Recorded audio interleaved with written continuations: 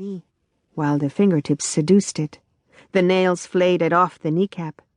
And though the scab was uprooted, bloody and sore, it posed like the beloved maiden in the palm of her hand, where it was caressed again, adored by her eyes, yearned by her saliva, suckled by her tongue, momentarily teased by her lightning desire.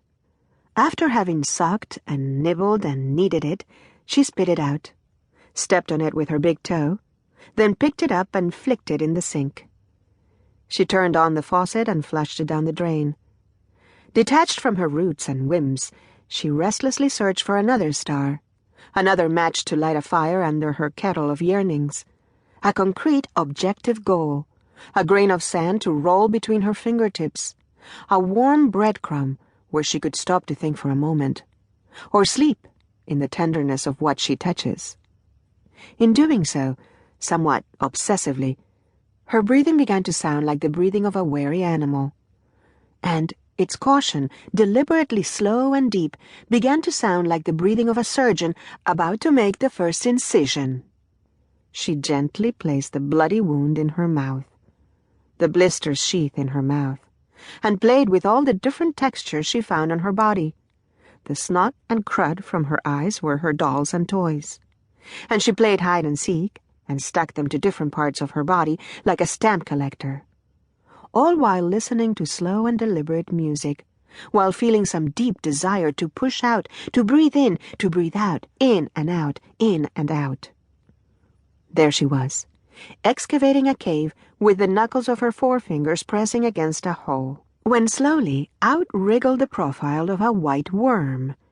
She pressed her knuckles harder against the irritated skin once more, twice more, until a blackhead emerged. Nice start, but there was much more lava bubbling inside. Another squeeze, a little pus and blood, the volcano erupting, but it wasn't the blood she was after. No, blood alone wouldn't do it. All the pus had to be drained, the pollen, the whole worm had to come out, alive and kicking. The first attempt was too abrupt. She had to steady the squeeze, hold the pressure, smother the little hole, suffocate it, bust it open, spread it wide, leave it empty of water, thorn, and blood, shiny and clean. Having spread its legs, it was cornered and kicking on one side of the pore where it defended its cavern, which was attacked from all sides by cannons and rifles. But the more it was attacked, the more it resisted, burrowing deeper and deeper into the walls of the pore, showing no sign it would ever surrender or accept defeat. It had become part of her flesh.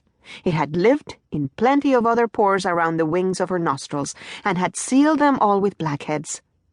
But it was only here, in this little hole, that it had felt at home.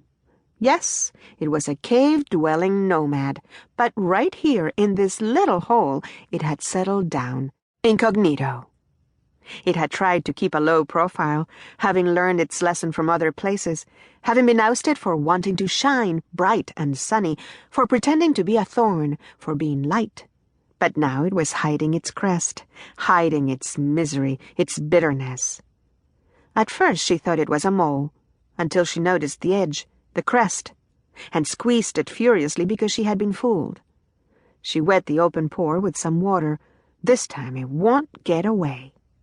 She would force it out against its will with her firm and steady fists. It would have to come out with its hands up. It would have to surrender its wounds, bulges, bags, and all its goods. And so it did. Out came its neck, then its hands, its legs. The belly was enormous, gigantic. It was perfect. Plackety-plackety-plack, plack, plack. That's how it emerged, and surrendered itself whole, looking shiny and greasy on the swollen tip of her nose. There it was, bug-eyed and nosy, probably trying to snoop on the blackhead. It puffed itself up. It looked like a fly. Yes, like a fly about to fly. It crawled around the circumference of the dimple like a tick, and ate meat, and was swarmed by ants, speckles of freckles. As we all know, wherever you find meat, you find pesky critters. She looked closer. Oh, yes, it's you. A queer bug. Queer indeed. How'd you pick it up? She loosened it with her finger.